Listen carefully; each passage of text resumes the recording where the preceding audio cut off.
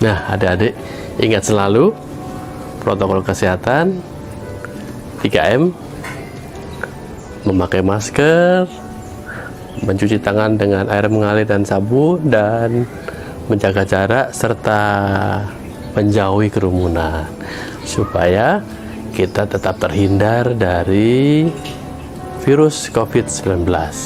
Salam sehat buat kita semua. Apa kabar hari ini? Semuanya pasti luar biasa, semua pasti dalam keadaan sehat, dalam perlindungan Tuhan. Dan hari ini Kak Eri yang akan menemani kalian untuk bercerita, membawakan firman Tuhan buat kalian semua. Sudah siap?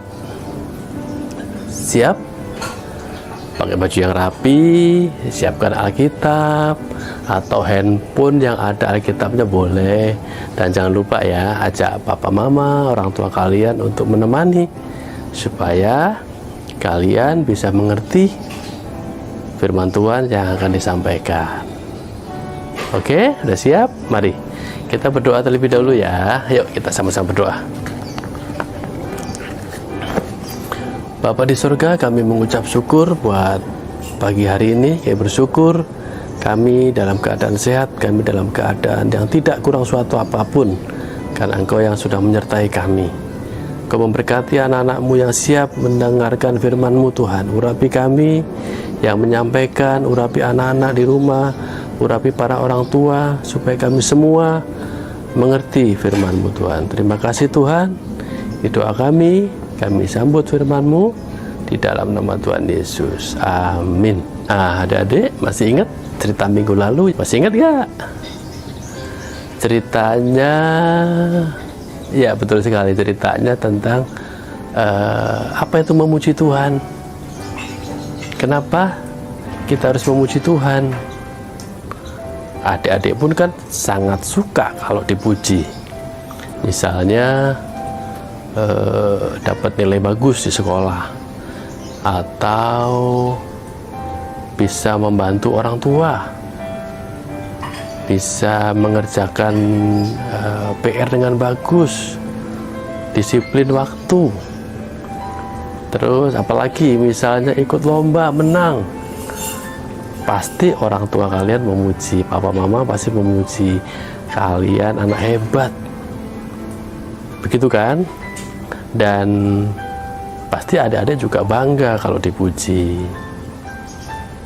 senang. Bahkan orang tua juga nggak segan-segan untuk memberi hadiah loh, ketika kita berprestasi, ketika kita menyenangkan hati orang tua.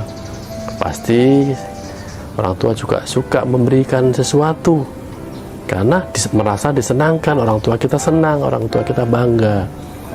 Demikian juga dengan kenapa kita harus memuji Tuhan. Tuhan sudah memberi yang terbaik buat kita. Tuhan sudah rela lahir, rela mati, bahkan bangkit untuk menebus kita. Kita yang bukan siapa-siapa dijadikan anak Tuhan, dijadikan anak-anak pilihannya. Bangga enggak? Nah, itu sebabnya kita wajib memuji Tuhan, wajib mengagungkan Tuhan, menyembah Dia, karena Dia telah memberikan sesuatu buat kita semua. Dia memberikan semua sesuatu yang berharga buat kita, dan kita bangga punya Yesus, punya Tuhan Yesus yang terus menyertai kita. Itu sebabnya jangan cemu-cemu, kita selalu memuji Tuhan dalam keadaan apapun. Mau susah, mau sedih, kita harus tetap memuji Tuhan, bersyukur. Seperti yang Kak Tommy kemarin bilang, dalam keadaan apapun, sikap hati kita harus benar-benar serius untuk memuji Tuhan. Nah, pelajaran berharga buat kita semua. Kita sungguh bangga punya Tuhan yang sudah menebus hidup kita. Tapi karena kita sudah ditebus, hidup kita harus benar, harus sesuai dengan firman Tuhan. Amin. Itu ya ceritanya minggu lalu ya. Dan kali ini Kak Heri mau bercerita tentang perumpamaan anak yang hilang. Ada yang pernah dengar? Pasti udah sering dengar nih. anak yang hilang. Ada satu keluarga punya 2 anak, satu sulung, satu bungsu pastinya. Tapi yang bungsu ini meminta duluan warisan kepada ayahnya. Bener nggak? Kita baca ya. Di dalam Lukas 15 ayat 11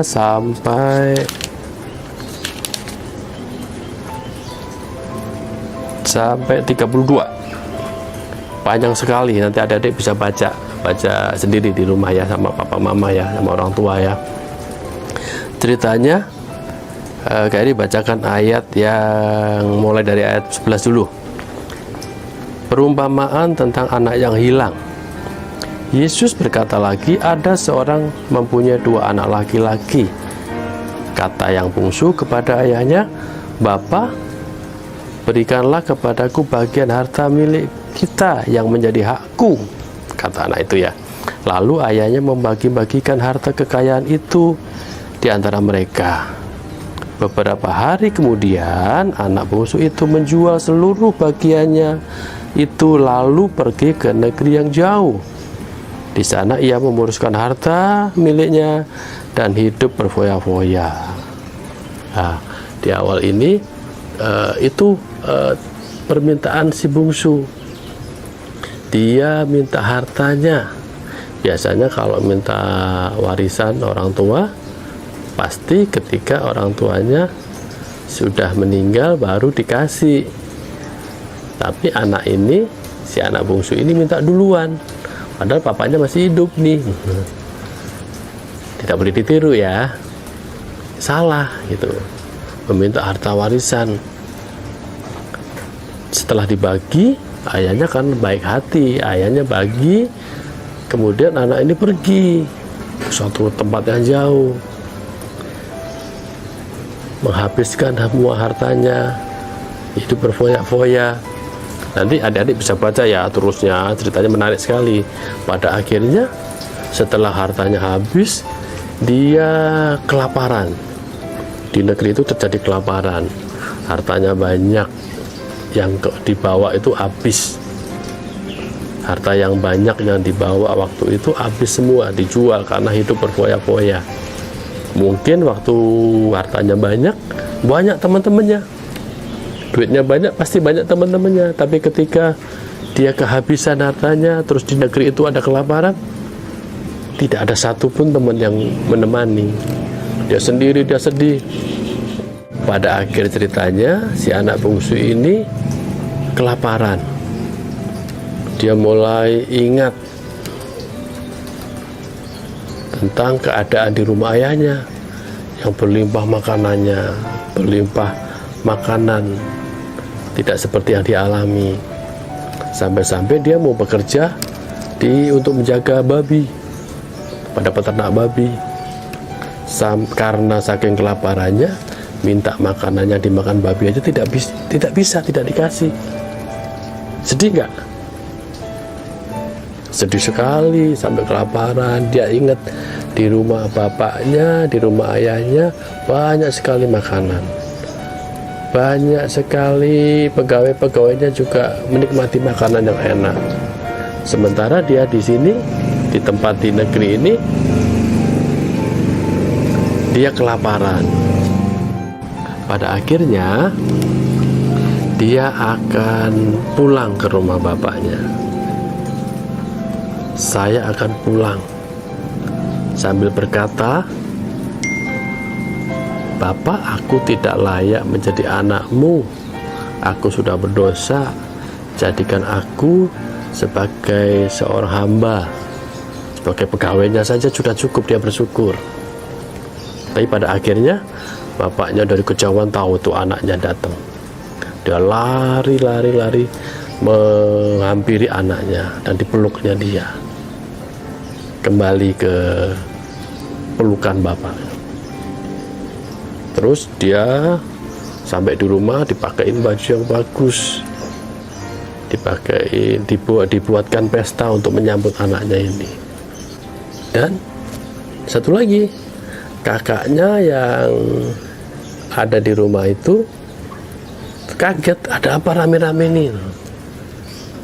Ada salah satu pegawainya bilang, adikmu sudah pulang, adikmu yang telah hilang ditemukan kembali. Sekarang kita bersuka cita merayakan kehadirannya kembali di tengah-tengah keluarga. Kakaknya marah, si sulungnya marah, kesel. Padahal di rumah, sepanjang dia di rumah tidak pernah ada pesta katanya. Buat si kakaknya tadi yang sulung, dia ngiri. Pada akhirnya dia sempat kesel. Kenapa ya? Aku belum pernah pesta buat teman-temanku, sedangkan adikku yang udah menghabiskan harta ayahku pulang disambut dengan penuh sukacita dan dibuatin pesta yang meriah. Itu akhir dari cerita itu. Dan pelajaran yang bisa kita ambil apa coba? Kenapa si bungsu pergi dari rumah? Kenapa si bungsu tidak betah di rumah? Dia ingin jauh. Padahal semua serba ada, semua serba tercukupi waktu di rumah. Itu tanda bahwa si bungsu ini apa? Tidak taat, tidak setia, tidak patuh sama orang tua. Karena apa? Mungkin di rumah perlu ada aturan, harus ini, harus itu, harus ini yang harus dikerjakan, dan dia merasa itu menjadi beban, merasa itu jadi apa ya, menjadi bikin dia susah, bikin dia tidak bebas. Dia ingin merasakan kebebasan tanpa ada yang apa ya, tanpa ada yang melarang, nggak boleh ini, nggak boleh itu. Padahal kita sebagai anak Tuhan kan harus patuh sama orang tua. Orang tua kadang menghajar anak yang nakal, karena supaya apa? Supaya dia berbalik dari kesalahan, berbalik dari jalan yang salah. Kalau salah, masa orang tuanya membiarkan? Masih kecil misalnya mainan pisau, kan nggak boleh, nggak boleh. Nanti kalau tunggu waktunya udah tahu, baru supaya tidak salah. Misalnya belum cukup umur, belum punya SIM, belum waktunya punya SIM, tapi mau naik motor, kan bahaya. Orang tua pasti ngelarang, karena pasti bahaya. Belum waktunya, nanti kalau udah waktunya pasti sesuai dengan kebutuhannya. Nah, anak yang nggak patuh pasti akan berontak.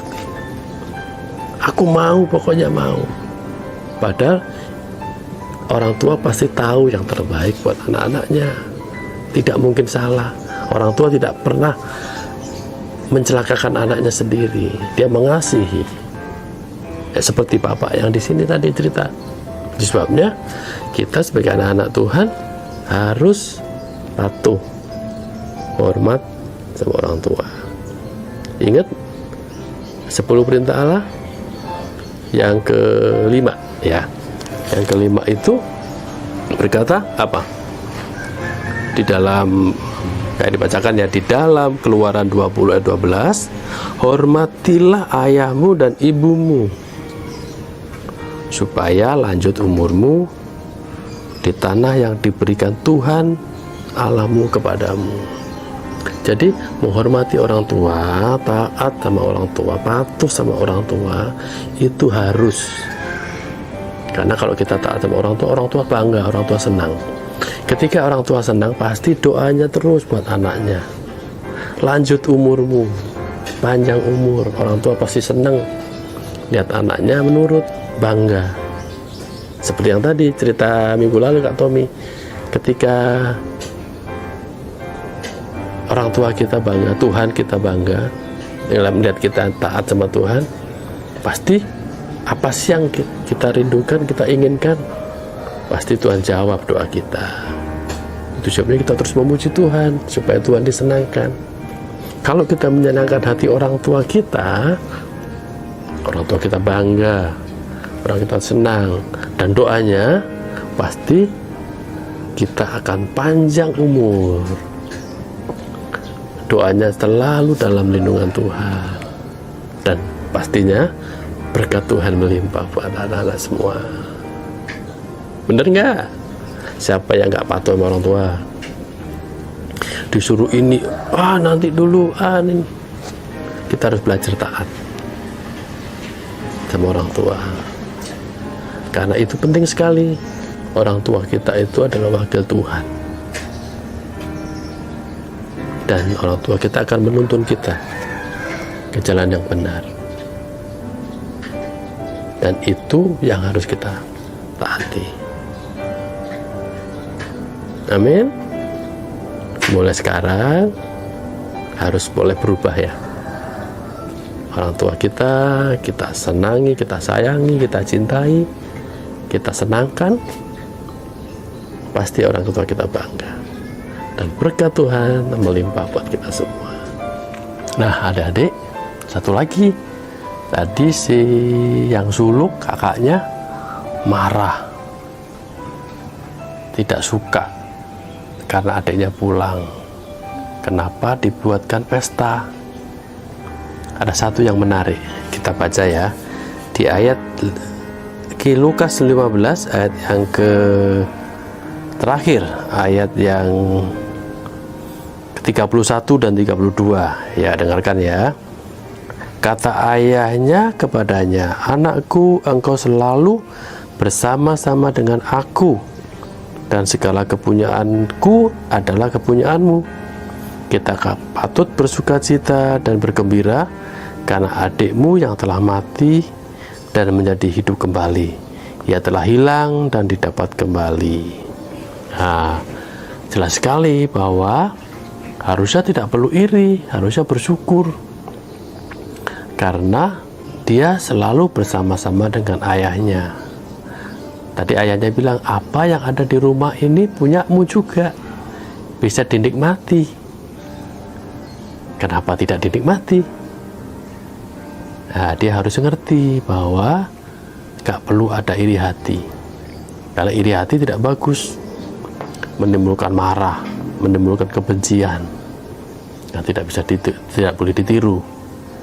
Ayahnya mengasihi kedua anaknya dengan penuh cinta. Yang satu sudah menghabiskan harta, yang satu lagi iri karena tidak bisa menikmati seperti adiknya. Tapi kedua-duanya disayangi sama ayahnya. Bersukacita kembali karena yang telah hilang kembali pulang. Demikian firman Tuhan minggu ini. Kiranya kita semua, adik-adik semua, semakin hari semakin bertumbuh bersama kebenaran firman Tuhan. Semakin menyenangkan hati orang tua, semakin menyenangkan hati Tuhan, dan nama Tuhan dipermuliakan lewat apapun yang kita lakukan. Yuk kita akhiri ibadah online pagi ini dengan doa. Bapa di surga, kami mengucap syukur buat hari ini Kau sudah menyertai sepanjang ibadah online pagi ini. Tuhan, Kau memberkati semua anak-anak-Mu dimanapun mereka ada. Tuhan, campur tangan buat mereka semua. Yang sakit Tuhan sembuhkan, yang dalam masalah kesulitan belajar mungkin di rumah, Tuhan, Engkau yang berikan hikmat, berikan sukacita. Yang mungkin bosan di rumah karena terlalu lama di rumah, Tuhan berikan penghiburan, berikan damai sukacita buat kami semua. Dan kami juga berdoa buat para orang tua. Tuhan memberkati, berikan kesabaran, berikan hikmat buat para orang tua, supaya boleh mendidik setiap kami anak-anak sekolah minggu ini dengan penuh cinta, dengan penuh kesabaran, supaya kami semua boleh bertumbuh sesuai dengan rencana Tuhan. Terima kasih buat semuanya Tuhan. Kami juga serahkan setiap anak-anak-Mu yang menonton, menyaksikan tayangan ini. Tuhan memberkati siapapun mereka. Mereka anak-anak yang perlu Engkau kasih Tuhan. Engkau yang menjamah mereka, Engkau yang memberkati mereka semua Tuhan. Terima kasih, ini doa kami, ucapan syukur kami Tuhan. Ya bersyukur, terima kasih buat segala yang baik yang Tuhan sudah berikan buat kami semua. Di dalam nama Tuhan kami Yesus Kristus, kami sudah berdoa dan mengucap syukur. Haleluya. Amin. Nah, oke. Selamat hari Minggu. Selamat menikmati libur bersama keluarga, dan Tuhan Yesus memberkati kita semua. Dan jangan lupa tetap jaga kesehatan. Bye-bye.